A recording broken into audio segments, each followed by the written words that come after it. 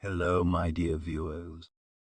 This amazing story will be very instructive for you. It is very interesting and beautiful. I wish you enjoy watching it. Harry and Anthony, two old friends of 7 years old, were kicking a ball in a dusty village street. "There's my dad coming home from work," Harry shouted excitedly. "Well, are you guys playing?" A smiling man came over. "Well, who's first to the gate?" "Anthony, come on, get in." The gates were two small logs placed in the middle of the street. Anthony, laughing merrily, took his place in the improvised gate, took the goalpost and prepared to repel the shot. "Hurrah, hurrah, I hit it." He jumped with joy. Well done. You outplayed me, friend." The man continued to smile. "Uncle Billy, let's do it again," Anthony asked. "No, I'll do it." Harry gave Anthony a friendly push out of the gate. "Dad, will you score for me?" "Scored, you say? There you go. Goal." "No, that's not fair." Harry was upset. "I didn't get ready in time." "Let's do it again." "Let's take turns. Come on, Anthony." "Hooray, hooray. He did it again." The boy was so happy. "You're gonna be a famous goalkeeper, Anthony, aren't you? You'll make our village famous." "Get back." Harry shoved him, frowning. "Catch it," his father shouted cheerfully. "Goal." "Oh, Harry, you'll never be a soccer player." "Well, the ball was right at your feet. How did you get it so far?" "I don't know."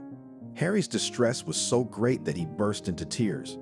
Well, his father smiled indulgently, patting his son's disheveled hair. "It's a shame to cry over such nonsense. You're a grown-up. You'll be going to school in 2 months. Now someone will see you. They'll tease you later." "Dad," Harry held out his arms to him. His father picked his son up as lightly as a piece of lint and carried him towards the house. Anthony was left alone and looked enviously at Uncle Seriosha's departing footsteps. How lucky Harry was. His father was so strong, with big arms and broad shoulders. I wish Anthony had a father like that. Only he has no father at all. Well, why is it so unfair? How is he worse than Harry? Anger, resentment, disappointment all mixed up inside Anthony at that moment. In this impulse, gathering all the strength of his small, tan feet in shabby old sandals, Anthony forgot about everything except the ball lying in front of him. He did not feel the weight of his own body at that moment, and his eyes blurred with tears. The sound of broken glass made him wake up. The terrible and irreparable act made his chest tighten. Anthony squeezed his eyes shut to the point of pain. "How can I undo the misfortune now? I'm going to get it," went on in his mind. "Oh, you rascal!" He heard old Selena shout belatedly. "I'll get you. I'll bring you up with nettles. And who's going to fix my window now? Your grandmother or your mom? You don't have a man in your house." Anthony ran as fast as he could to get away. He was ashamed, scared. He had to hide somewhere until things calmed down a bit, and he shouldn't come home before dark. Anthony ran to the outskirts of the village and lay down in the soft grass. He was hungry, and his stomach rumbled treacherously. His mother and grandmother were probably eating dinner right now. But no, he couldn't go home. Neither Anthony's mother nor grandmother had ever punished him severely. But what if they had nasty Selena sitting there right now? She'd definitely been to their house by now, told them what he'd done. The boy was afraid of Selena like fire, in fact, like all the local children. Well, it had to happen. If I was going to break a window, it wasn't going to be to her. Anthony thought of his father again. If he had a father like Harry's, no Selena would be scary. Anthony didn't notice as the sun began to go down. The mosquitoes that had been sitting out the heat of the day somewhere in their invisible hiding places began to come out for the evening hunt, causing Anthony a lot of trouble. No, it is necessary to be a little more patient.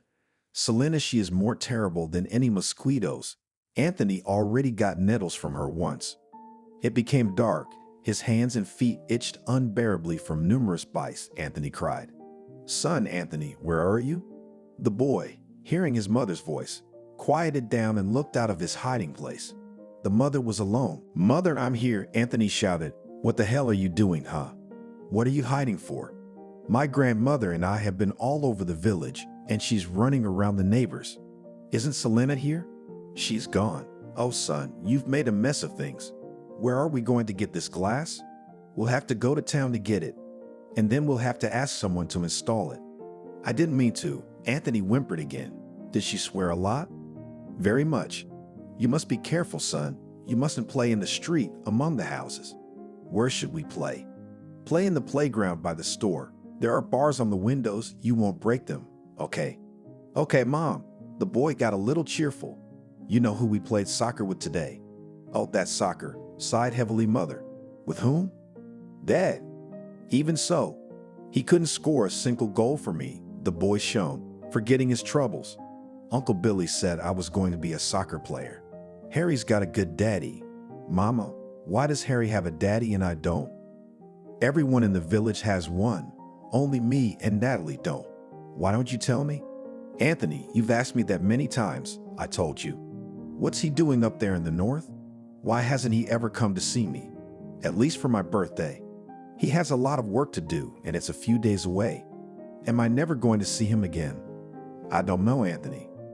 Anthony got a kick out of Grandma, not so much for the broken glass, but for taking so long to find him. You rascal, I'll twist your ears off, Grandmother shouted, and putting her threat into action, grabbed Anthony's ear painfully. You've made a mess of things and hid. Have you thought of me and Mother? We've been looking for you all night. It's nighttime. My heart is sick. I've taken all the medicines I can get my hands on. Grandma, I'm sorry.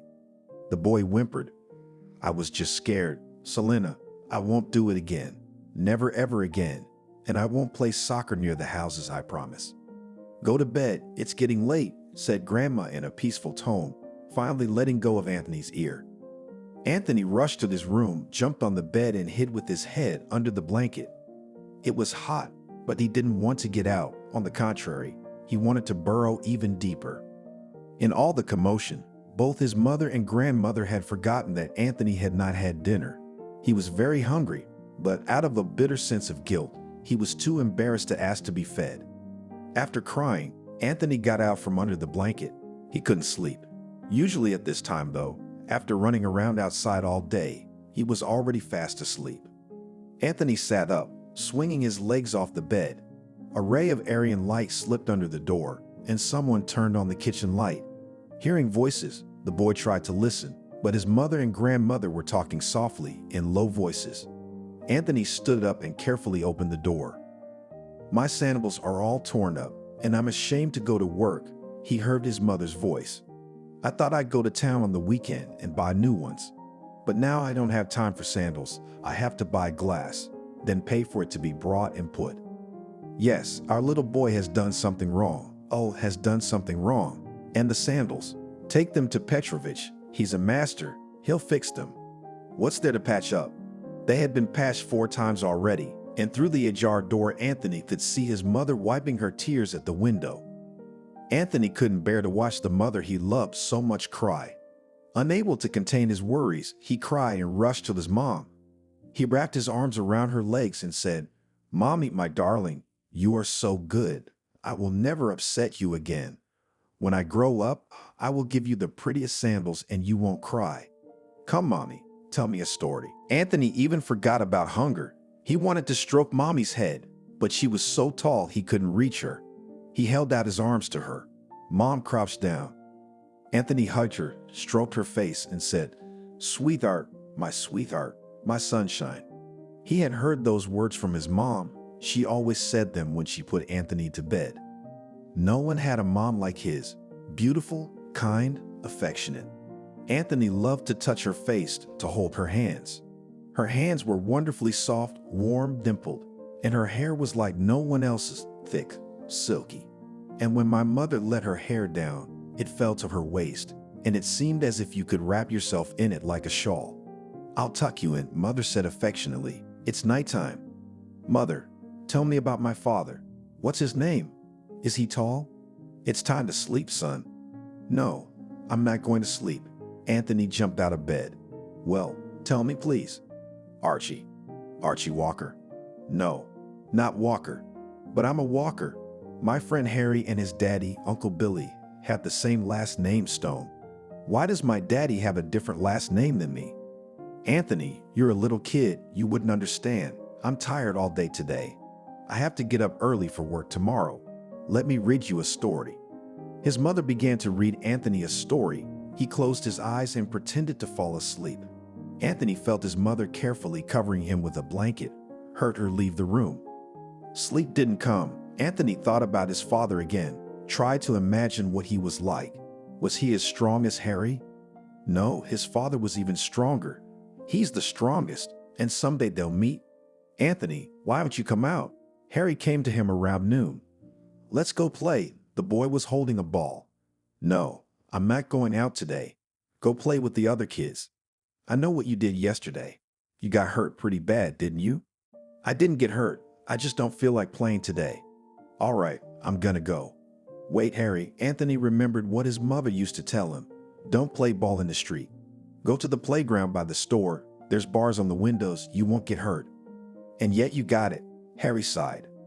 On the weekend, they brought glass for Selena from the city to replace the broken glass. Billy Stone came to the Walkers and offered to help them install the glass. How much would you charge for the job? Anthony's mother asked. Oh, come on. What money? I won't take a penny from you. I just want to help the neighbor, Billy smiled. Oh, I don't even know how to thank you. The woman was confused. You don't have to thank me. It's no trouble. Well, Anthony, shall we go? Where to, Uncle Billy? Where to? To Grandma Kathy's. You're gonna help me change the glass. Oh, Anthony was horrified. I won't go to her. What do you mean? You're not going? No, man, you gotta take responsibility for your actions. You've done bad things, and why should others have to take responsibility for them?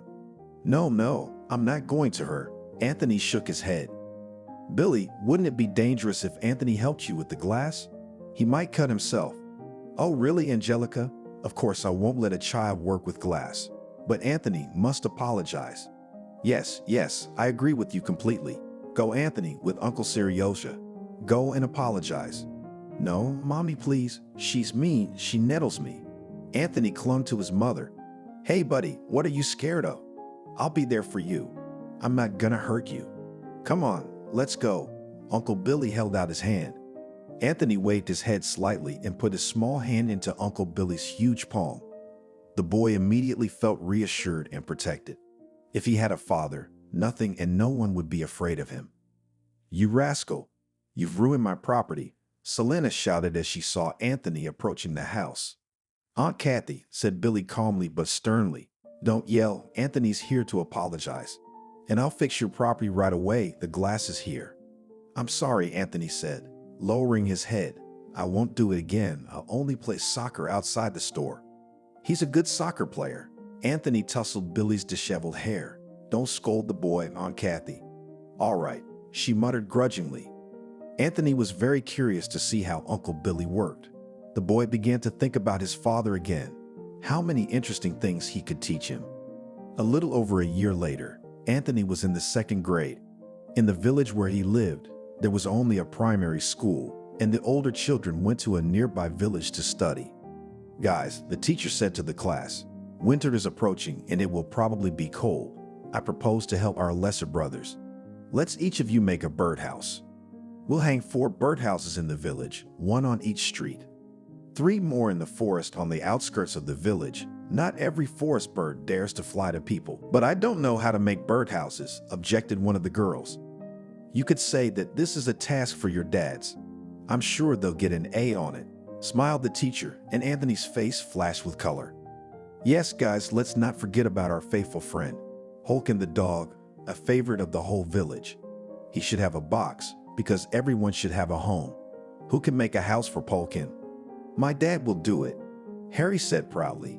He can do anything. Mine can do it too. Mine can do it too. My daddy's a carpenter, came one after another of the voices. Everyone was shouting, but Anthony sat with his head in his shoulders, and at that moment he wanted to fall through the ground. Anthony came home upset. What's wrong? Grandma asked. Did you do something bad at school again, you mischief maker? I didn't do anything. By the way, I got an A in reading. Good for you. You can do it when you're old. It's your first A in reading, isn't it? First, Anthony shone, forgetting his disappointment. That evening, when the family sat down to dinner, Anthony told them about the assignment the teacher had given them. What kind of nonsense your teacher came up with? Grandma was indignant. Well, look at that, huh? How can a child of 8 years old make a birdhouse? The teacher said it was a homework assignment for dads, Anthony said in a low voice. There was a piercing silence in the kitchen, which Anthony broke. Mom, Grandma, can't you guys help me? Everyone will do. I alone won't bring anything. Shame. No, son, said Mom, pulling Anthony close to her. Neither me nor Grandma can help you. I'm sorry. Anthony finished his homework and went to bed. But what kind of sleep is that? Sometime later, hearing voices in the kitchen, Anthony opened the door slightly. Oh, Angelica, you need a man in the house. I've been saying that for a long time. Your husband, Anthony, is your father. You're not getting any younger, you're getting older. Well, you have one. Don't you like him at all? I don't know, Mom. Angelica said indifferently. He seems to be a good man. You're always thinking of Archie, aren't you? Anthony's ears perked up at the mention of his father. Where is he now, Archie? After all these years, he never once remembered you or his son. He didn't know. What? You didn't tell him you were having a child. Angelica didn't answer anything, holding back her tears, only shook her head. What a fool you are, my daughter. Well, how could it be so? He had to know. And why, Mom, if this one came to him? Yes, you've done something wrong. If you told him about the baby, maybe things would have turned out differently. Things wouldn't have been different. How can you forgive that? Archie and Angelica were born and bred in the same village, lived on the same street. Angelica was a mischievous girl who preferred to play with boys, so Archie became her best friend. They were the same age, went to elementary school together in the village, then together they went to high school in the village. By the time they were 16, their childhood friendship had grown into a mutual crush. At the same time, 20 kilometers from their home village opened a coal deposit. A small mining village grew almost a year. Archie's father was offered a job at the mine. The conditions were good. The family was given an apartment in a 2-family house and a large plot of land. Archie did not want to leave and part with Angelica, but his parents had already decided everything. As soon as Archie finished the 10th grade, his parents sold the house and the move took place. For a whole year, Archie went to Angelica's house every weekend. In the summer, they walked to the club in the nearby village, dancing, not taking their eyes off each other. Archie often borrowed oars from his former neighbor, and he and Angelica would go to the river and go boating. There seemed to be no people happier than that couple. It was a fickle March. Archie always left on the last bus. Angelica went to see her lover off at the bus stop, but the bus didn't come, it broke down on the way. Archie stayed the night at Angelica's house, much to her mother's displeasure. What a shameless thing to do. How can he stay here? Is he your husband? She grumbled. Tomorrow, the whole village will be talking about it. Do you think people don't see anything? Mom, he can't sleep outside, can he? Archie, sitting in the chair, stood up, coughed nervously and said in a slightly shaky voice, Angelica, I'm asking you to be my wife. What? Mother was indignant. What do you think you're doing, Archie? She's not 18 yet, and you'll be in the army soon. Angelica will be 18 in 3 weeks, Archie argued. Angelica, I want us to be man and wife before I go into the army. I agree, Angelica said quietly, and tears of happiness flowed down her beautiful face. Angelica and Archie had a noisy, happy wedding. There were many guests, mostly young people. A month later, Archie left for the army, and the young wife waited for her husband in his house. Archie left with a peaceful mind. No, of course, he did not doubt Angelica's fidelity for a second. He was sure that she would wait for him. But it was one thing to be waited on by the girl you loved, another by your lawful wife. Archie left, and the months and days of waiting dragged on. Her parents-in-law were not bad to Angelica, but there was no warm and close relationship. Angelica missed her home, missed her mother. She would have been more comfortable waiting for Archie there at home, but she could not help it. She was her husband's wife now. Her place was in his house. The 2 years dragged on incredibly long. Archie was serving far away. He wrote often, each letter with ardent lines of love. Angelica was not as good a writer as Archie, but she wrote every day. Sometimes Archie received 2 letters in one envelope, one written in the morning and the other in the evening. These letters smelled of home, They were a ray of sunshine among the gray army everyday life. Archie had 4 months to serve, or rather 127 days. Yes, Angelica was counting the days. A letter came with the same lines of love. Only for some reason at the end of the letter there was an incomprehensible note. "Forgive me, Angelica." When Angelica read this short line, the earth went from under her feet. She did not understand what her husband was apologizing for, but she felt that something irreparable had happened. Angelica tried to find out from Archie what that line meant. He replied that he missed her very much and apologized for being away for so long. This answer did not satisfy Angelica, of course. She knew her husband well and realized that the reason was something else. Archie wouldn't write those words just like that, so he was seriously guilty of something in front of her. The question was, what was it? Angelica waited anxiously for Archie's return, all because of that short note in the letter. The long-awaited and exciting day came. Archie returned. Angelica did not notice any changes in him. Cheerful, loving, caring. The first night they went to the club and danced heartily there. From the club they ran to the river. The May night was warm. The air was clear and transparent. Angelica, pressed against Archie's strong shoulder, looked at the starry sky. At that moment it seemed to her that they were alone in the universe. Archie, after 2 weeks' rest, got a job at the mine. Angelica worked as a sales clerk. Life went on as usual, ordinary family life. A month and a half had passed since Archie's return. The day was cool and gloomy. Sometimes it began to drizzle. A young girl came into the store with a traveling bag, clearly not from the country, or rather from the city. "It's horrible how dirty this village is," she began to wail from the doorstep. "My shoe heel has come off. Where can I get a shoe heel?" "We have nowhere." Angelica was confused. "Do not go to us in shoes. You have to go to the city. The bus will pass in an hour." "Well, it's not about that now. I've come such a long way. Give me some mineral water." "We don't have mineral water. We only have citro." "Well, what kind of seltzer? It's all sugar. What a wilderness. You can't even drink water. Would you like to come home to my house and get you drunk?" "No, thanks. Tell me, where does Archie live?" "Archie." Angelique's heart sank. "What do you want him for?" Her voice trembled. "Young lady, what business is it of yours why I want Archie? Will you tell me where he lives or not?" "Archie is my husband," Angelica said firmly and confidently. "Angelica, you mean?" "Yes, Angelica. How do you know me?" "I'm Leslie." "Archie didn't tell you anything about me, or rather about us." At that moment, a customer entered the store who immediately paid attention to the stranger. "Oh, Angelica, is this a bad time? I see you have a checkup, right?" "No, Aunt Shuri, this is not a test." "Where did you come from?" Aunt Shuri looked Leslie over from head to toe. "Woman, did you come here to shop or to look at other people?" The girl replied sharply. "You're rude. I see your parents didn't teach you how to talk to your elders. You've painted your shameless eyes." "Aunt Shuri, did you come for matches or sugar?" Angelica intervened. "So it's my husband's birthday today. He's 45. We're married for almost 25 of them. Our silver wedding anniversary is in 2 months. Angelica, is the sausage fresh?" "It arrived yesterday." "Weigh me half a kilo. We got everything else, all our own." "Congratulate Uncle Vidya for me." Angelica found the strength to smile. "Ooh, rude leaving," threatened Aunt Shuri Leslie.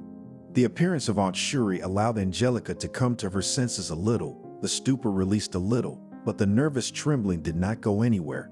Angelica had already been feeling ill since early morning. "Speak," she said with colorless lips. Leslie seemed to enjoy telling her that she had met Archie about 6 months ago, when he was on leave and walking in the park. Archie had taken an immediate liking to her, and Leslie had approached him and suggested that they take a walk together. The walk was pleasant, and they agreed to meet a week later. Their meetings in the city became regular. Then Leslie began to invite Archie to her house, fed him delicious home-cooked food.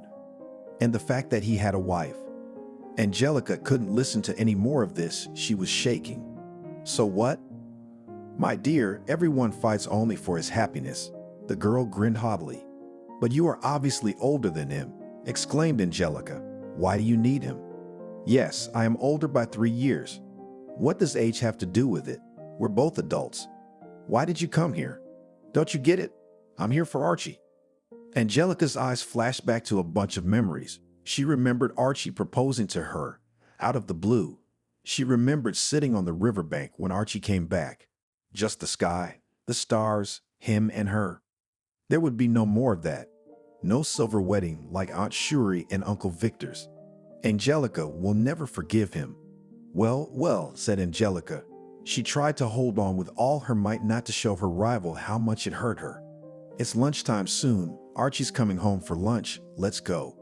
To be honest, I had a different idea of how I thought we'd meet. I thought you'd make a scene and throw yourself at me. What's the point? What would it change? Angelica said in a detached tone. And you, my dear, I see that your husband is indifferent. Leslie grinned.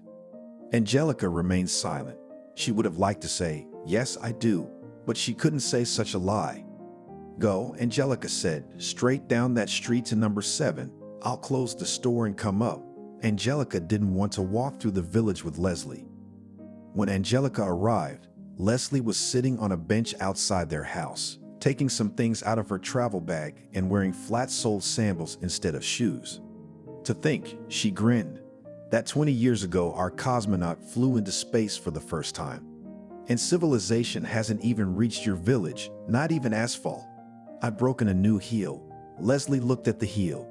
You'll have to be patient. I don't think you'll be here long. I hope so. Angelica opened the house and gestured for the intruder to enter. Archie's parents were at work, and they always ate lunch in the canteen at the mine, never coming home. Come into the kitchen, Angelica said dryly. Archie should be here in 10 minutes. You should at least offer tea. Leslie acted arrogant and haughty. She felt she was the boss of the place. In fact, she always felt that way in every situation. Wait for Archie. You'll have tea with him. Angelica went to her room, her and Archie's room. She wanted to throw herself on the bed and gnaw on the pillow with her teeth from the overwhelming grief. But Angelica held on. Through the window, she saw Archie approaching the house, heard the front door open. Everything was like a blur. Honey, I'm home. Look what I brought you. What did you bring me, honey? Leslie came out of the kitchen. Leslie, what are you doing here? How did you get in here? Archie dropped the metal welded rose from his hands in surprise. Surprise, said the girl playfully. She was obviously pleased with the effect. Where's Angelica? She's in her room, locked herself away from me, didn't even give me tea. She said you were going to give me tea. Leslie, what are you talking about? You're out of your mind. Go away, please. Go now. Angelica. Archie opened the door of the room wide. Angelica was packing her things. No, this is a mistake. Please, don't take it out on me. Don't do anything stupid. I'll explain everything to you. Don't bother, Archie. I've been told everything by your. I don't know who she is. I'm not letting you go anywhere, so listen to me. This is a mistake. Just let me go. I'm gonna miss my bus. Leslie's waiting for you. She's here for you. Angelica, I'm sorry. Archie tried to hug his wife, but she pushed him away. I'm sorry. I remember those words you wrote in the letter. I didn't know what they meant, what you were apologizing for. Well, it's all clear now. I won't forgive you, Archie. I can't. Angelica said the last words in a low voice, her lips trembling. Archie stood silent, palms pressed to his flaming cheeks.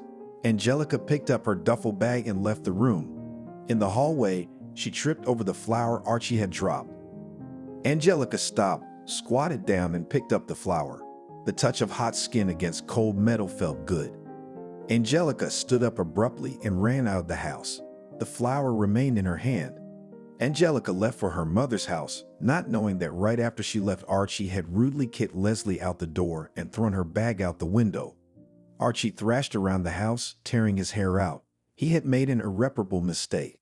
Leslie was a mistake. He didn't need anyone but his wife. But there's no going back.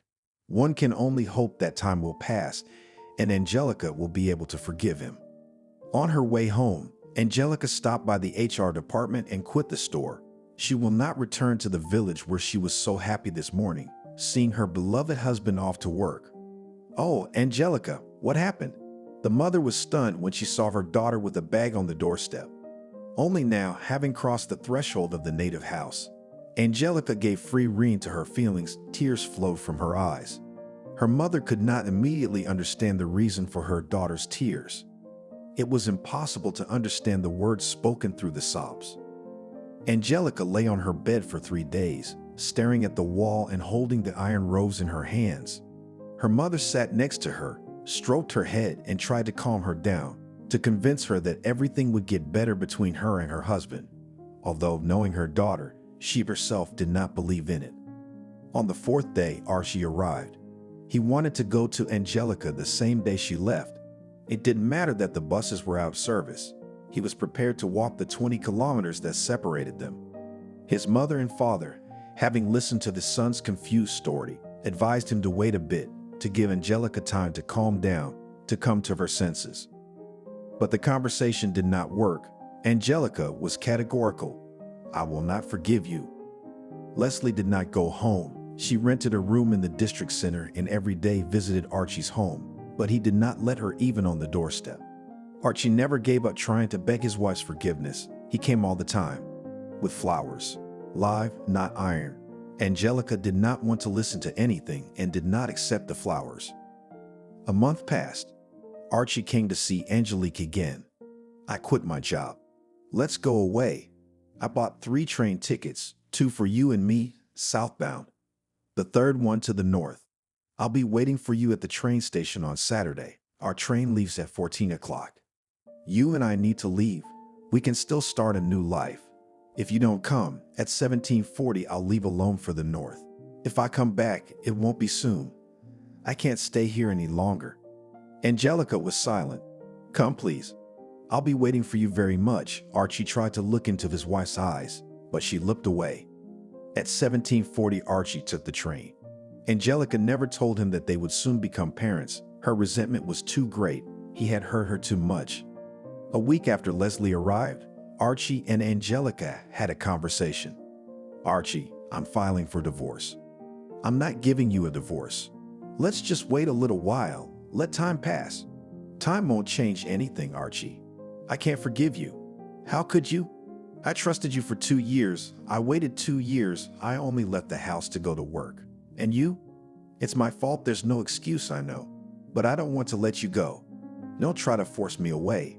I'm not coming back to you, Archie." "Well, all right. I'll do what you want. What else can I do? Then we'll get married again." Archie's cheered up, cheerful. "That's never gonna happen. Time will tell." The couple filed a consent decree. Archie still hoped that Angelique would change her mind within a month, but it did not happen. They were divorced 2 days before Archie left. Angelica reverted to her maiden name. She registered for pregnancy only after the divorce. Archie wrote Angelica 3 letters, but she did not respond to any of them, then stopped writing, realizing the futility. Angelica wanted to erase from her memory everything connected with her ex-husband. It hurt too much. It seemed to her that now, when Archie was so far away, it would be easier for her. It would be easier to forget. But months passed, and in her soul was still the same universal longing. And how could Angelica forget Archie if she was carrying their child under her heart? The birth of their firstborn was expected at the very end of February. The year was a leap year, and Angelica was afraid that the baby would be born on the 29th of February. "Not today. Be patient, baby," Angelica said when she felt the first signs. Anthony did not fail. He was born at 4 in the morning on March 1st. 3 weeks later, Angelica received a letter from Archie. In the letter, Archie told a little about himself. He moved to another city, even farther from his hometown, got a hard but well-paid job. Archie wrote that he thought about her all the time, and today she had been on his mind all day. The letter was dated February 29th, and Archie felt something. "Please answer me," he wrote. "Are you well? Are you healthy? I'm worried about you. Angelica, if I do not receive a letter from you within a month, I will ask my parents to go to you to find out." Angelica couldn't have her former parents-in-law coming to see her grandson. Her reply to Archie was short. "I'm fine, happy, healthy." Archie didn't write any more letters, having decided that Angelica was not happy alone. He wasn't going to interfere with her happiness. Time passed. Archie and Angelica's son was already in his 9th year, and his father still didn't know he existed. In the harsh northern lands, there were many applicants who wanted to marry a young man, But Archie subconsciously compared all potential brides with Angelica. The comparison was clearly not in favor of the latter, so he remained an enviable bachelor. Angelica had had suitors over the years, but she didn't want her son to have a stepfather. Angelica thought back to her childhood years. She and her best friend had lost their fathers early on. Angelica's mother never remarried, and Ariana, the friend, had a stepfather. Ariana's relationship with her stepfather did not work out. She ran away from home several times. The family was not uncommon scandals, but Angelica and her mother lived peacefully, although it was not easy to have in the material plan. Now Angelica's mother was stunned to learn that her daughter did not tell her former son-in-law that he would soon become a father. Angelica, he must know. How could he? Anthony asked about his father all the time. Do you know where Archie lives? You must write to him. You must write to him. I won't do it. You're stubborn. You're so stubborn, just like your father. The next day, Angelica's mother went to see Selena. Listen, Kathy, I need your help. Oh well, I thought you knew the whole 50-kilometer area. I'll give you a buzz. Any of Archie's relatives around here? Why are you bringing up your ex-brother-in-law? I did. Do you have any relatives or not? I heard his parents are dead. That's right. So there's no one. I know my father had a sister, his aunt. She lived in Risukino, but whether she's alive or not, I don't know. Risukino, it's a bit far. Well, thank you, Katie. So tell me, I'm really curious. Why do you want Archie?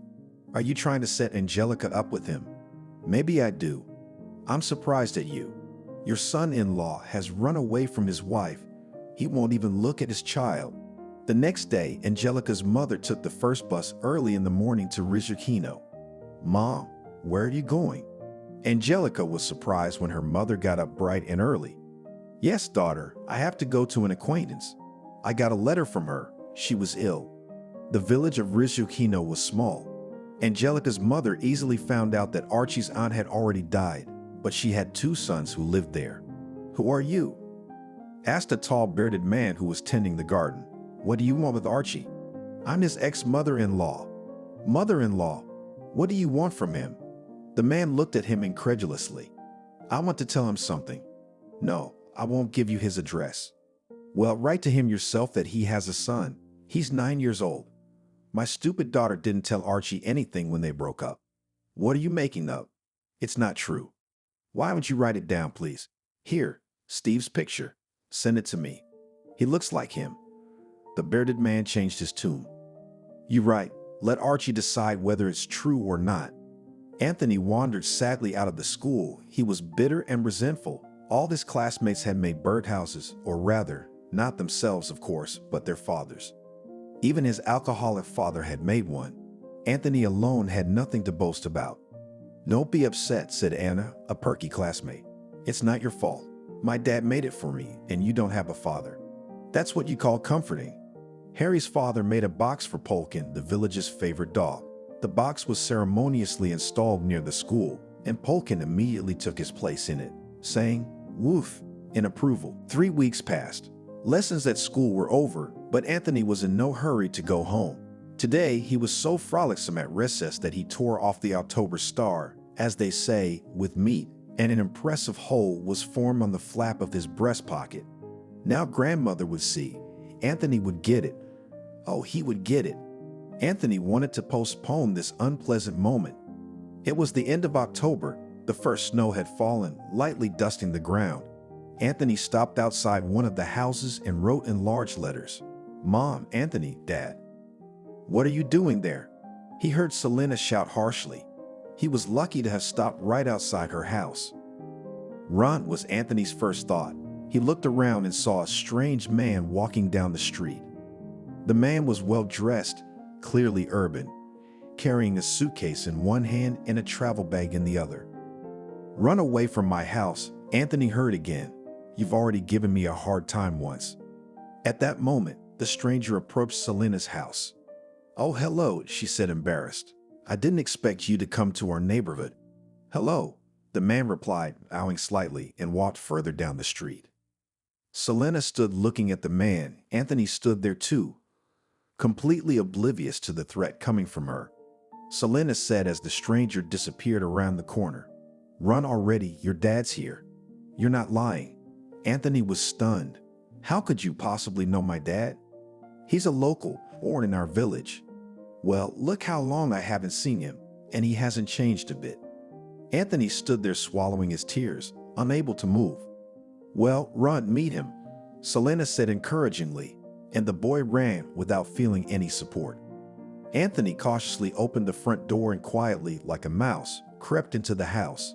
It seemed to him that all this was not true, a dream, a fairy tale, that Selena had deceived him. But no, there were a man's shoes at the doorstep. Anthony should be home from school by now. He heard his grandmother's voice from the kitchen. He must have run in to see his friend Harry. "And Angelica's at work till tonight. Now, Archie, I'll make you some tea. Here, hot. I made pies yesterday." Archie. My mother told me my father's name was Archie, so Selena was right. Anthony stood behind the wall, hesitant to leave his hiding place. Finally, he took an uncertain step. Everything trembled inside. Anthony was unusually embarrassed and subdued. He stood with his arms folded at the seams and squinted at his grandmother. Grandmother's demeanor was surprising. She appeared as confused now as Anthony. Grandmother fussed around the kitchen, awkwardly pushed the tea glass, spilling the contents onto the snow-white tablecloth, then came over and grabbed Anthony's hand tightly. "Anthony," she said nervously and then stopped talking. "Let me tell you myself." The man got up from his chair. "Anthony, I am your father." Anthony was afraid of something and lowered his head. "Well," said Grandma affectionately, "you always asked about your daddy. Here, he came." With unblinking eyes, Anthony stared stubbornly at the floor. He knew what he had to do now. He had to go over and hug and kiss her. He had dreamed of this for so long. How many times he had imagined this long-awaited meeting. But Anthony still stood there, feeling only one thing. There was a stranger in front of him, whom he didn't know at all. Anthony realized that it was not good to stand so sullenly as he was standing now. What to do? The task was almost insoluble. He lifted his head and looked into his father's eyes, as gray as his own, and immediately felt better. The fact was that his father himself was far more confused than Anthony and his grandmother. He was smiling, but it was very shy and embarrassed. Father probably didn't know what to say or what to do. Grandma helped them both out. "Anthony, come to your father," she said firmly. The boy obediently walked over. "Oh, what a big son I have." Archie ruffled the boy's disheveled hair. Anthony noticed the tears in his eyes. "Oh, Archie, I spilled your tea. Now, I'll boil some more." Grandma fussed again. In fact, she was crying too and didn't want to show it. "And I've got some more soup to boil. Will you tell me how school is going?" Dad asked, still smiling embarrassed. Anthony was still standing in his jacket, unbuttoning it and showing the hole in the pocket of his school jacket. "Here, I tore my jacket and lost my badge," Anthony said quietly, almost in a whisper, looking over at his grandmother, who was at the stove. Archie suddenly laughed. He laughed hard, heartily and loudly, without embarrassment, and Anthony smiled too. "Well, I see you're a quick little fellow. The interesting thing is that once the same thing happened to me." Archie grabbed him in his arms and started throwing him up to the ceiling. Anthony was delighted to discover what a nimble and powerful man his father was. Then Archie gently lowered his son to the floor and said cheerfully, "I brought you a whole suitcase of presents. Let's go and see." Anthony was experiencing strange feelings. His mood changed every minute. He wanted to jump with joy, then jump on his bed, burrow under the blanket and cry, cry, cry. His father's appearance, so long awaited, was too sudden for him. The boy had not been prepared for such an abrupt change in his life. Archie opened the suitcase of gifts. First to appear was a ceramic piggy bank in the shape of a teddy bear. "Here you go, son, to put your savings in." "But I don't have any savings." "Well, that's fixable. Now you will? What do you want to save for?" Anthony shrugged silently. "Well, here you go. I've got plenty more presents for you. I hope you like it." Anthony took the piggy bank awkwardly. He wasn't interested in presents now. He was trying to get a better look at his father, at every feature of his face.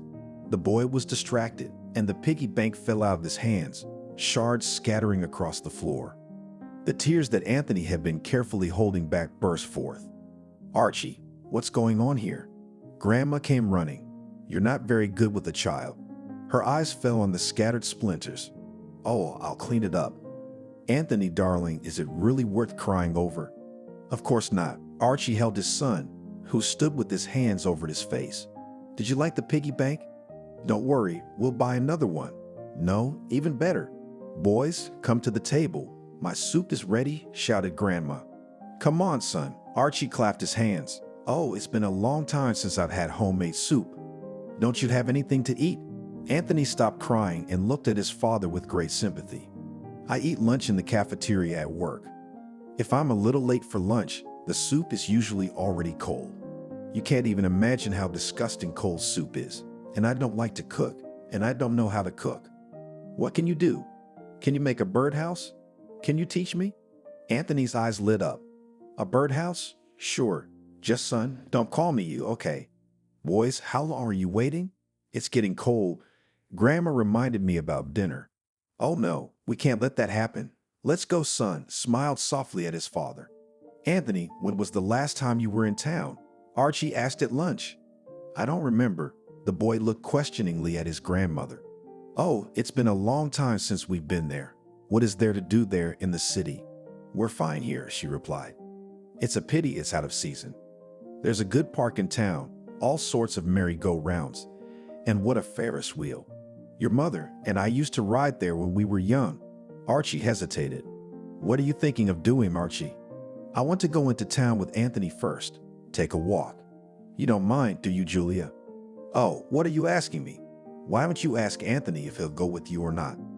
Well, I thought maybe you wouldn't want him to come with me. Yeah, how can I stop you? You're the father. Thank you. Archie got embarrassed for some reason and lowered his eyes to the table. Uncle, where will we go with you in the city? Anthony decided to clarify. There was an awkward pause. Archie blushed up to his ears and looked pleadingly at his former mother-in-law. Then only Anthony realized he'd said the wrong thing. Anthony, what kind of an uncle is he to you? Grandmother was horrified. He's your father, do you hear? You can't say uncle to him. Sorry, said the boy quietly and blushed too. It's okay, son, his father encouraged him. Thank you for the lunch, Julia. Archie stood up from the table. I never thought I'd have to eat soup like this someday. It's delicious.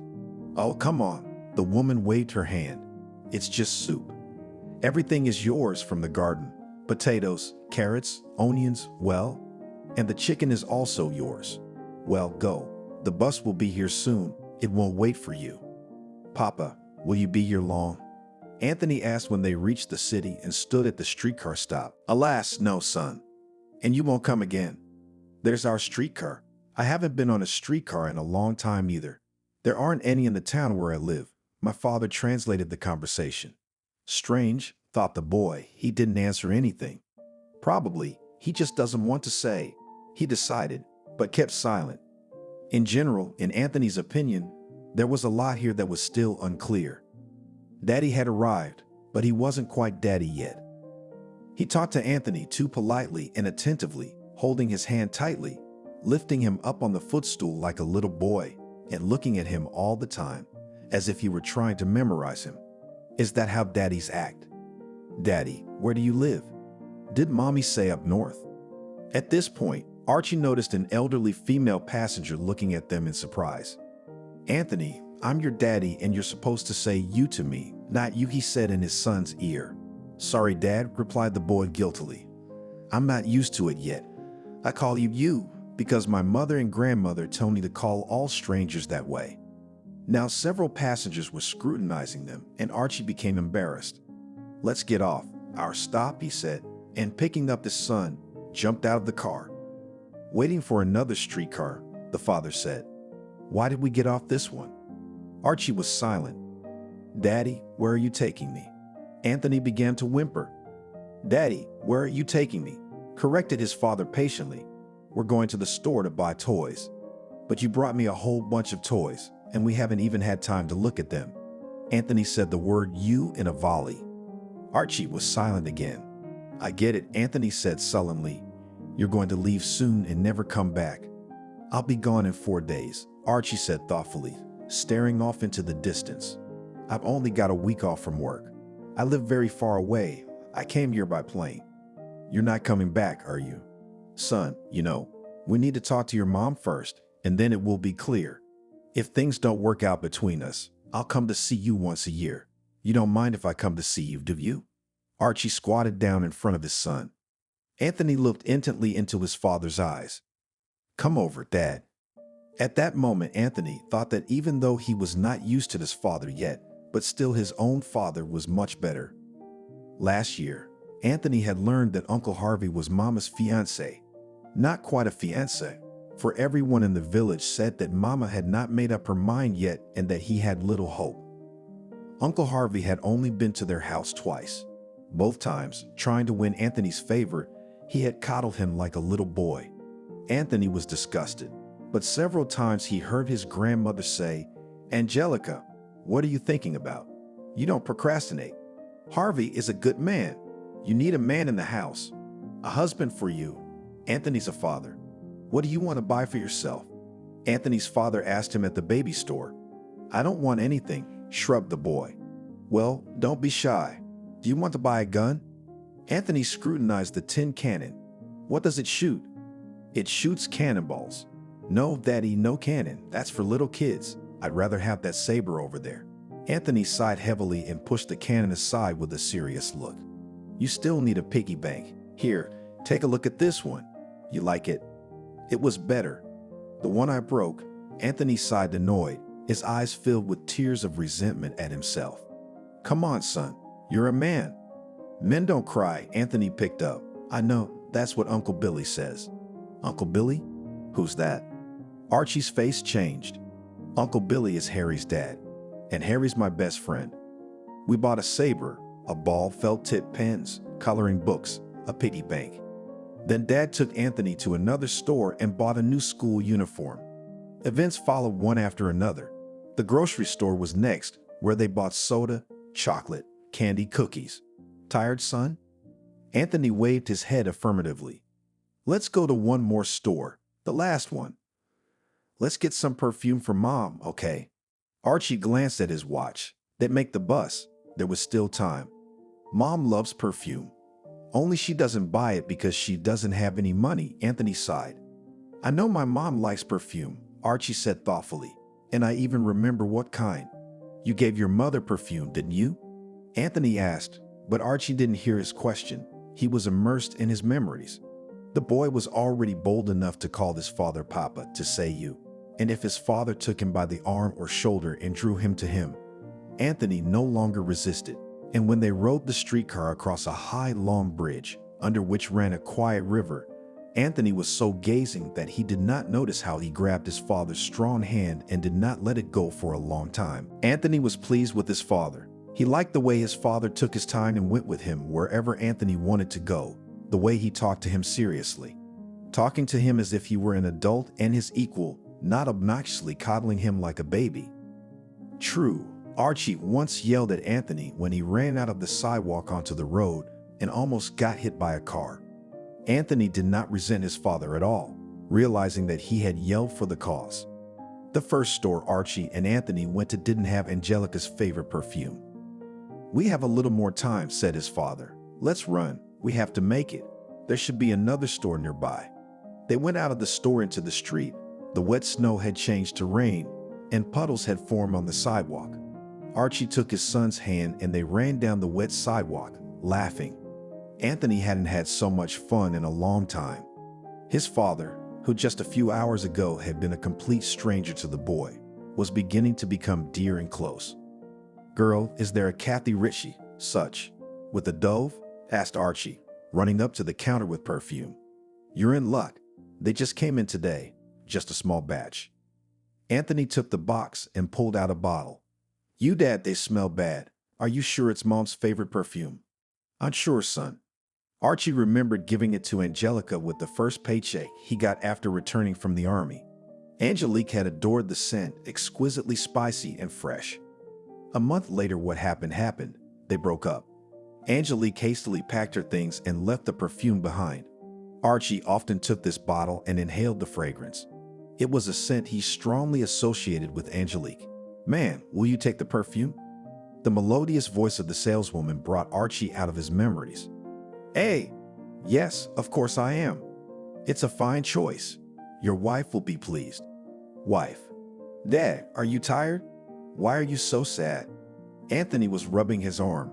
It's all right, answered his father, paying for the perfume. Now, son, we have to run or we'll miss the last bus. My mom's probably home from work by now. The rain stopped. Archie glanced at his watch as he and Anthony, jumping through puddles, reached the station. 5 minutes until the bus left. Well, son, you're a hero. We made it. Tired? Be patient. You'll be home soon. Dad, are you staying with us? I don't know, son. Stay, please. Our bus isn't here. It should be boarding by now. It must be delayed. Let's go to the information desk and find out. Father and son went into the station building. It wasn't crowded. Hello, can you tell me why there's no bus to Cosmino? Archie politely addressed the dispatcher. Hello, he doesn't have a bus. Your bus left 40 minutes ago, right on schedule. Left how? It's supposed to leave right now. He's got an 8:00 p.m. departure. That's right. Honey, look at the clock. There's a board over there, 1840. Archie looked at his watch and it was stopped. At this time, the Walker house was in an uproar. Realizing that Archie and Anthony had not returned from the city on the last bus, Angelica was rushing from corner to corner. Her grandmother drank medicine. Mom, how could you give him the baby? Angelica screamed. Oh, daughter, what have I done? Sobbed the old woman. I did not even think of the bad. Father is his own. Mom, don't you understand? He stole my son. Angelica dosed herself with valerian. He'll take him to the north. We won't see Pasha again. Oh, Grandma splashed her hands. Yes, why are we sitting here? I'll run to Austin. He's the only one who has a car in the village. We have to go to town, to the police. Yes, there's no time to lose. It turned out that Austin had taken a lot on his chest, and not only could not drive, he couldn't stand on his feet. Anthony and Archie were already in a cab home. The boy sat down on his father's lap and trustingly laid his head on his broad chest and fell sweetly asleep. Archie looked out the window. The trees flashed quickly before his eyes. It seemed as if his whole life was passing before him. How would Angelica greet him? Had she forgiven him? Did she forgive him? Did she have a chance to start again? These questions kept Archie in suspense, and the closer they got to the village, the more excited he became. And Anthony was asleep. He was dreaming of summer and a small pond near their village. He, his mother and father, having laid out simple food, sat on the bank. A cab pulled up to the house. Archie paid the driver and carefully got out of the car, holding Anthony asleep in his arms. The driver carried the 2 shopping bags to the gate. Angelica, look, there's a car pulling up to the house, her mother shouted. Angelica ran out of the house in her robe and slippers. Oh, you rascal. You wanted to steal my son, she shouted when she saw Archie.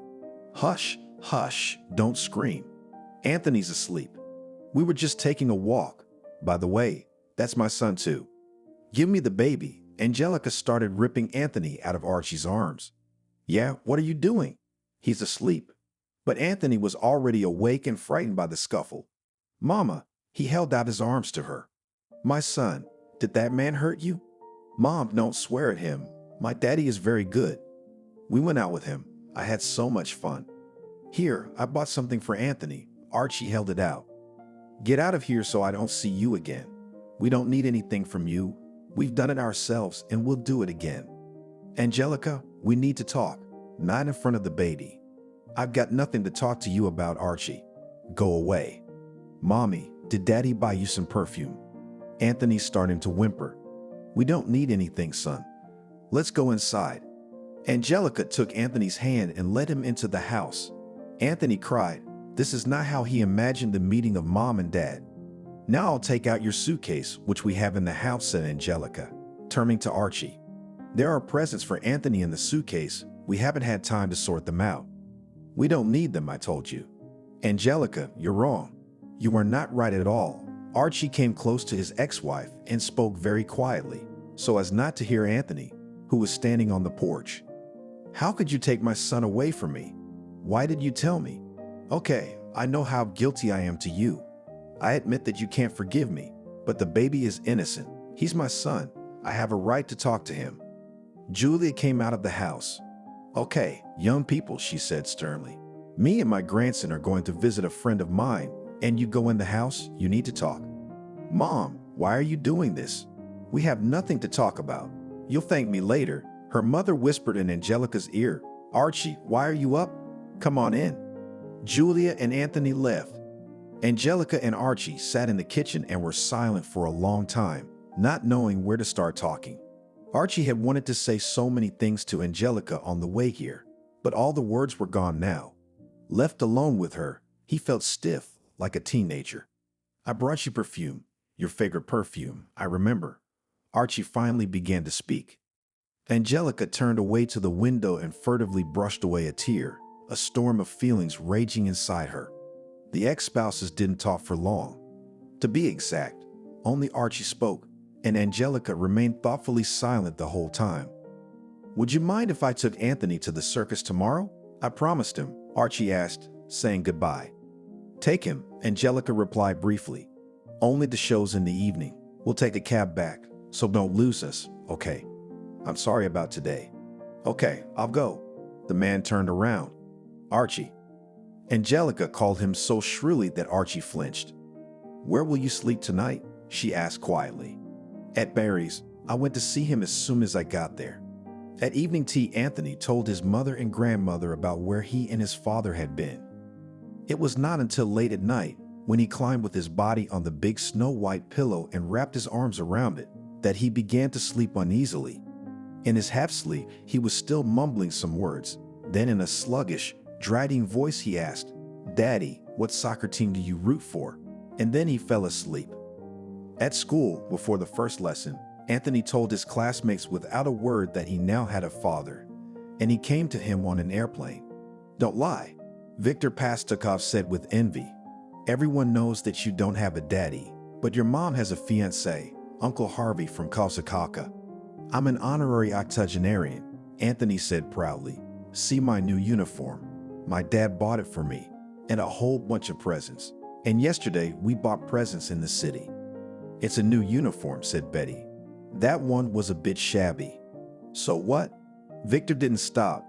He was a very jealous boy. It doesn't mean anything. His mother could have bought him a uniform. He's lying. I'm not lying. I'm going to the circus with my dad today, and we're taking a cab home. We took a cab home yesterday, too. That's great. You drove fast, did you? I don't know, Anthony shrugged. I fell asleep almost immediately. Liar, Viktor shouted. And I believe him. I don't believe you took a cab. My friend never lies. Such arguments broke out in the class that the students didn't even notice the teacher entering. After class, the doubts of the classmates were dispelled. Archie came to meet his son from school. Anthony shone with happiness. Let everyone see what kind of father he had. That evening, Anthony had been to the circus for the first time and even had his picture taken with a monkey and a boa constrictor. So now his classmates would not dare to doubt anything. Emotions were running high. His father became more and more dear to Anthony. It seemed that his father had always been with him since his birth, and he did not want to believe that the day after tomorrow he would leave. On the way back, when Anthony and his father returned from the city by cab, Anthony felt sleepy, but he did not let himself fall asleep. He wanted to spend as much time as possible with his father, every extra minute. Father and son chatted about everything. Dad, tell me, how is it up there in the north? That's when things got really interesting. The father transformed in a second and with a twinkle in his eye began to tell how he rode reindeer, how he built a processing plant, how once he had a chance to sleep in a sleeping bag in the snow. Anthony was also surprised to learn that he and his father supported the same soccer team. Daddy, can you take me up north with you? Son, I'd really like to, but I'm not sure I can. I live alone. I work all day. I can make an omelet. I can even make pasta. My grandmother taught me. You'll come home from work and dinner will be ready. What a good boy you are, Archie smiled wryly. I wish I could. I really, really wish I could, but you'd have to study. I'll talk to Mama and get her to let you stay with me for the summer vacation. Oh, summer vacation. It's still a long way off. Anthony was upset. I'm sorry, son, but I don't think it's going to be sooner than that. As the cab pulled up in front of the house, Archie and Anthony got out of the car. Well, run along, son. Your mother and grandmother are probably waiting for you for dinner. Daddy, aren't you coming over? No, son, I'll go. Anthony was desperately pulling on his father's arm. You know what they say, Archie tried to smile. You don't go in uninvited. What do you mean, uninvited? I'm inviting you. I'm afraid Mother won't be very pleased. Dad, you're leaving the day after tomorrow. Well, all right, just for a little while. When Archie entered the house and met Angelica's gaze, he thought he saw a slight smile slip from the corner of her lips. At any rate, Angelica was more welcoming than she had been yesterday. Oh, Archie, the ex-mother-in-law was making a fuss. I'll warm up dinner for you and Anthony. Thank you, Julia. I'm not hungry, Archie said, and looked questioningly at Angelica. Come to the table, she said dryly, and went to her room. Of course, Angelica couldn't sleep a wink last night. She had so much to think about, remember, and relive. Meanwhile, Anthony was telling his grandmother about his impressions from the trip. And there were a lot of impressions, and all of them were positive. Anthony told her so loudly and emotionally that Angelica could clearly hear every word he said behind the closed door. And again she thought, no, Papa, don't go. Let's play a little. She heard her son's pitiful voice and realized that Archie was going to leave after all. Angelica left the room. Angelica, I'll come back tomorrow, okay? We need to talk, to decide. Come, Angelica said quietly. Saturday afternoon. Archie arrived at noon. Julia saw him and went straight to her friend's house. She realized that the conversation would be serious, one might say decisive. Anthony, she called her grandson, go outside and play with Volka. He's been here recently. Anthony, taking with him a saber given by his father, went outside. The children came. Anthony proudly showed the gift and told them about yesterday's trip to the circus. Suddenly, Anthony became alert and stopped talking. Uncle Harvey was walking down the street with wide steps. Hello, Anthony, he smiled sweetly. Is Mom home? Anthony was tempted to say no, but he had been taught that it was wrong to cheat, so, stammering, he answered, Hi, at home. But it wasn't until Uncle Harvey made a move that Anthony caught. Anthony's mind jumped with feverish thoughts. The cheerfulness which he had a moment ago displayed triumphantly before Uncle Harvey was gone at once, and anxiety and an unpleasant heavy feeling crept into the little heart. Whoa, Harry jumped up and down. Well, now your daddy's going to give him a kicking. Anthony wanted to run home, but did not dare. He moved a little farther away and watched the house, losing patience. Finally, the door swung open. Anthony joyfully imagined that Uncle Harvey would come out of it with his head down, but out came his father. He walked down the street very fast, almost at a run, and Anthony could hardly catch up with him on the next street. Daddy, where are you going? He clung to his hand, tears in his voice. I'll be right back, son. Can I come with you? Come on. Father and Anthony walked briskly down the middle of the street. They walked in silence like two like-minded people, taking no notice of the passers-by, and each was preoccupied with his own thoughts. Anthony's anxiety had not yet passed, but he was glad to be walking with his father. Though he had long wanted to ask where they were going, he asked nothing. It seemed that now it was necessary to be silent. They came to the house of a fellow villager where his father was staying. Anthony stayed in the yard playing with the dog. From time to time, he looked out of the window and saw his father and Uncle Barry discussing something. Finally, his father came out of the house. Don't you think it's time to go home, son? It's time, shouted the happy Anthony. Soon they were walking into the house. Angelica was already alone. Her face was serious, but her eyes were definitely laughing. Such things never escaped Anthony, and he too was filled with delight. Angelica, I've gone out, Father said, to let you two talk. You did the right thing, Archie. Mother seemed not to notice Anthony and only had eyes for Father. I can relay to you our entire conversation, and it was most definitely the last. Harvey won't be here again. Please don't, begged Father pleadingly. Mom raised her head high and walked slowly toward him. Anthony, covering his mouth with his hand to keep from screaming with joy, slipped out into the yard. Archie returned 3 months later, having settled things at work and sold his north apartment. After moving north, Archie first worked as a laborer at a factory construction site and then learned to become a fine auto mechanic. Together with a fellow villager, Barry, he decided to open a cooperative auto repair shop in the nearest district center.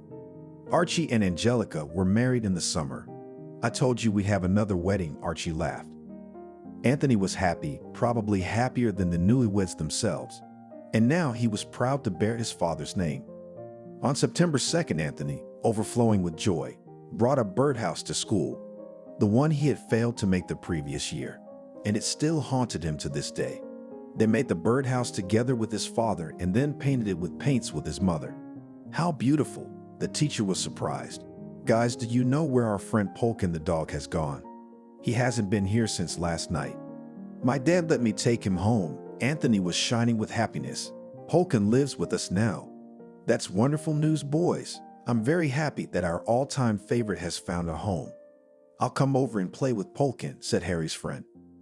"Good. And also," Anthony went to a whisper, "but don't tell anyone." He put his finger to his lips. "I heard Mom and Dad talking. I'm going to have a brother or sister soon. Better a brother, of course."